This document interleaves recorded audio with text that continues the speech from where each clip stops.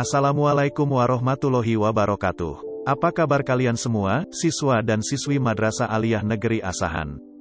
Semoga senantiasa dalam lindungan Allah Subhanahu wa Ta'ala, terhindar dari wabah dan penyakit.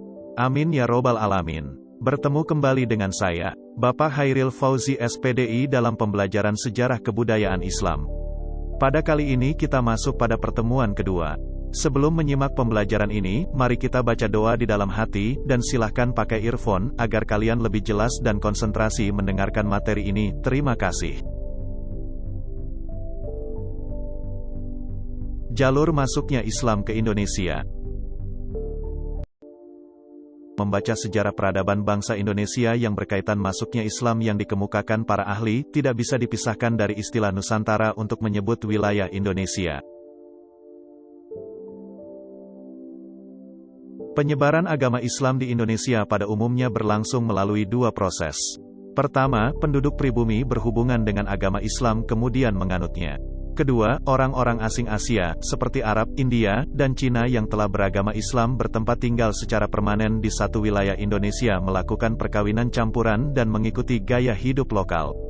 Setidak-tidaknya ada 4 teori tentang Islamisasi awal di Indonesia, yaitu teori India, teori Arab, teori Persia, dan teori Cina. 1. Teori India atau Gujarat.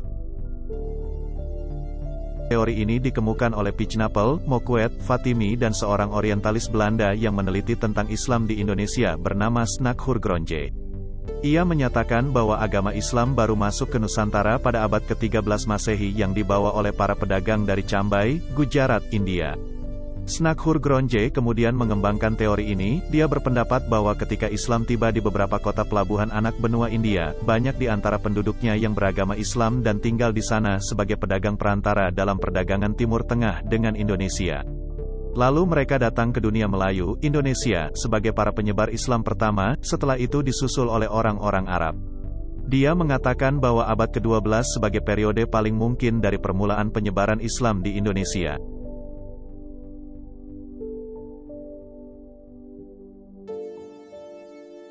Sementara seorang ilmuwan barat Pijnapel yang mengkaitkan asal mula Islam di Indonesia dengan daerah Gujarat dan Malabar. Menurutnya, orang-orang Arab bermazhab Syafi'i yang bermigrasi dan menetap di wilayah India yang membawa Islam ke Nusantara. Jan Pijnapel adalah seorang orientalis dari Universitas Leiden Belanda yang fokus pada manuskrip Melayu. Dia menyatakan bahwa Islam masuk ke Indonesia lewat pedagang dari Gujarat. Penjelasan ini didasarkan pada seringnya kedua wilayah India dan Indonesia ini disebut dalam sejarah Nusantara klasik.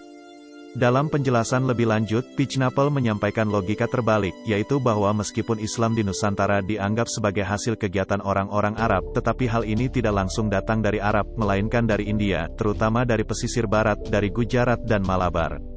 Jika logika ini dibalik, maka dapat dinyatakan bahwa meskipun Islam di Nusantara berasal dari India, sesungguhnya ia dibawa oleh orang-orang Arab juga. Sedangkan menurut Moquet ada hubungan antara Gujarat dan Indonesia, dengan alasan bahwa batu nisan makam Raja Malik Al-Saleh yang merupakan Raja Kerajaan Samudera Pasai Aceh, bertuliskan angka tahun 686 Hijriah atau 1297 Masehi, dengan menggunakan nisan yang berasal dari Gujarat, India. Selain itu, batu nisan yang terdapat di makam Maulana Malik Ibrahim di Gresik, Jawa Timur, juga menunjukkan hal yang sama. Kedua batu nisan tersebut memiliki persamaan bentuk dengan batu nisan yang terdapat di Cambai, Gujarat, India. 2. Teori Arab. Teori ini dikemukakan oleh Sir Thomas Arnold. Ia berpandangan bahwa para pedagang Arab telah menyebarkan Islam ketika mereka menguasai secara dominan perdagangan Barat Timur sejak abad-abad awal Hijriah atau abad ke-7 dan 8 Masehi. Meskipun tidak terdapat catatan-catatan sejarah tentang kegiatan mereka dalam penyebaran Islam, namun ia berasumsi bahwa mereka juga terlibat dalam penyebaran Islam kepada penduduk lokal di Indonesia. Salah satu sejarawan yang mendukung teori ini ialah Profesor Hamka. Dia menyatakan bahwa Islam sudah datang ke Indonesia pada abad pertama Hijriah, abad ke-7 sampai 8 Masehi, langsung dari Arab dengan bukti jalur perdagangan yang ramai dan bersifat internasional sudah dimulai melalui Selat Malaka yang menghubungkan dinasti Tang di China, Asia Timur, Sriwijaya di Asia Tenggara, dan Bani Umayyah di Asia Barat. Menurutnya, motivasi awal kedatangan orang Arab tidak dilandasi oleh nilai-nilai ekonomi, melainkan didorong oleh motivasi spirit penyebaran agama Islam. Dalam pandangan Hamka, jalur perdagangan antara Indonesia dengan Arab telah berlangsung jauh sebelum tarikh Masehi. Hamka berpendapat bahwa pada tahun 625 Masehi, berdasarkan sebuah naskah Tiongkok yang dicatat oleh pendeta Buddha Ising yang melakukan perjalanan dari Kanton menuju India. Perjalanan tersebut menggunakan kapal Pose, dan pada tahun 674 Masehi ia singgah di Boga, yang sekarang dikenal dengan Palembang, Sumatera Selatan. Di Boga ia menemukan sekelompok bangsa Arab yang telah bermukim di pantai barat Sumatera, Barus. Sebagian orang-orang Arab ini diceritakan melakukan perkawinan dengan wanita lokal. Komunitas Arab ini disebutnya sebagai komunitas Tasih dan Pose. Mereka adalah para pedagang yang telah lama menjalin hubungan perdagangan dengan Kerajaan Sriwijaya.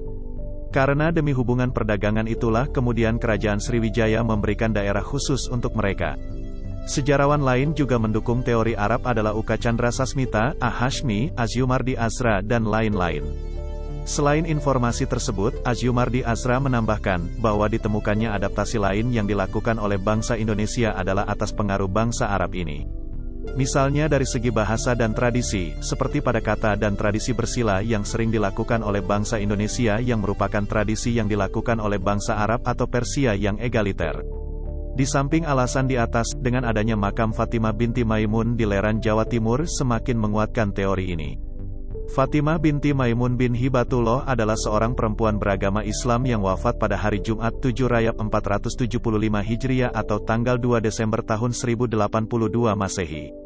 Azyumardi Azra menambahkan, Islam datang di Indonesia pada abad ke-7 Masehi, namun baru dianut secara terbatas oleh para pedagang Arab yang berdagang di Indonesia, dan baru mulai tersebar dan dianut oleh masyarakat Indonesia pada abad ke-12, yang disebarkan oleh para sufi pengembara yang berasal dari Arab.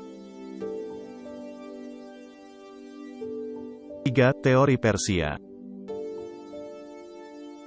Sejarawan Hussein Jajaningrat adalah orang yang mengemukakan teori ini. Dalam teori ini dinyatakan bahwa Islam masuk ke Nusantara pada abad ke-13 Masehi di Sumatera yang berpusat di Samudra Pasai. Teori Persia lebih menitik beratkan tinjauannya pada aspek persamaan kebudayaan yang hidup di kalangan masyarakat Islam Indonesia dengan Persia. Bukti-bukti persamaan tersebut diantaranya adanya peringatan 10 Muharram atau Asyura atas meninggalnya Hussein cucu Nabi Muhammad Shallallahu Alaihi Wasallam di Karbala, yang sangat dijunjung oleh kaum Muslim Syiah di Iran Persia. Di Sumatera Barat, peringatan tersebut disebut dengan upacara keranda tabut, yaitu mengarak keranda yang di atas namakan keranda Husain dan disebut keranda tabut untuk dilempar di sungai. Sedangkan di Pulau Jawa ditandai dengan pembuatan bubur syuro. Lalu adanya kesamaan konsep ajaran Sufisme yang dianut Syekh Siti Jenar dengan Al-Halaj, seorang sufi besar dari Persia. Kemudian adanya penggunaan istilah bahasa Iran, Persia, dalam sistem mengeja huruf Arab untuk tanda-tanda bunyi harakat. Dan terakhir adanya persamaan batu nisan Maulana Malik Ibrahim tahun 1419 Masehi di Gresik dan Malik Al-Soli 1297 Masehi di Samudra Pasai yang berasal dari Gujarat. Berdasarkan hal tersebut, Hussein Jajaningrat berpendapat bahwa Gujarat merupakan daerah yang mendapat pengaruh dari Persia yang menganut faham Syiah dan dibawa ke Indonesia. 4. Teori China. Teori ini menyatakan bahwa Islam datang ke Indonesia, Jawa dan Sumatera, berasal dari para perantau China. Menurut teori ini, orang China telah berhubungan dengan masyarakat Indonesia jauh sebelum Islam dikenal di Indonesia. Pada masa Hindu-Buddha, etnis China atau Tiongkok telah berbaur dengan penduduk Indonesia terutama melalui kontak dagang. Bahkan, ajaran Islam telah sampai di China pada abad ke-7 Masehi, masa di mana agama ini baru berkembang. Sumanto Al-Qurtubi dalam bukunya Arus China Islam Jawa menyatakan, menurut kronik sumber luar negeri, pada masa dinasti Tang, tahun 618 sampai 960 Masehi di daerah Kanton, Zhangzhou, Quanzhou, dan pesisir China bagian selatan, telah terdapat sejumlah pemukiman Islam. Bahkan menurut sejumlah sumber lokal tersebut bahwa Raja Islam pertama di Jawa, yakni Raden Fatah dari Bintoro Demak, merupakan keturunan China. Ibunya disebutkan berasal dari Champa, China bagian selatan, sekarang termasuk Vietnam. Berdasarkan sejarah Banten dan Hikayat Hasanuddin, nama dan gelar Raja-Raja Demak beserta leluhurnya ditulis dengan menggunakan istilah China, seperti Cek Kopo, Jin Bun, Cek Bancun, Chun Cheh, serta Cucu. Bukti-bukti lainnya adalah masjid-masjid tua yang bernilai arsitektur Tiongkok yang didirikan oleh komunitas China di berbagai tempat, terutama di Pulau Jawa. Pelabuhan penting sepanjang abad ke-15 seperti Gresik, misalnya, menurut catatan-catatan China, diduduki pertama-tama oleh para pelaut dan pedagang China. Daerah yang mula-mula menerima agama Islam adalah pantai barat Pulau Sumatera. Dari tempat itu, Islam kemudian menyebar ke seluruh Indonesia. Pada dasarnya, semua teori memiliki kelebihan dan kelemahan, tidak ada kebenaran yang mutlak dari landasan teori-teori tersebut. Namun hal yang sangat penting bahwa Islam tersebar di negeri Indonesia tidak dengan jalan kekerasan melainkan dakwah dengan hikmah, nasihat yang baik. Demikian penjelasan tentang teori jalur masuknya Islam ke Indonesia. Jangan lupa tekan tombol like dan subscribe agar kamu mengetahui materi selanjutnya. Terima kasih. Wassalamualaikum warahmatullahi wabarakatuh.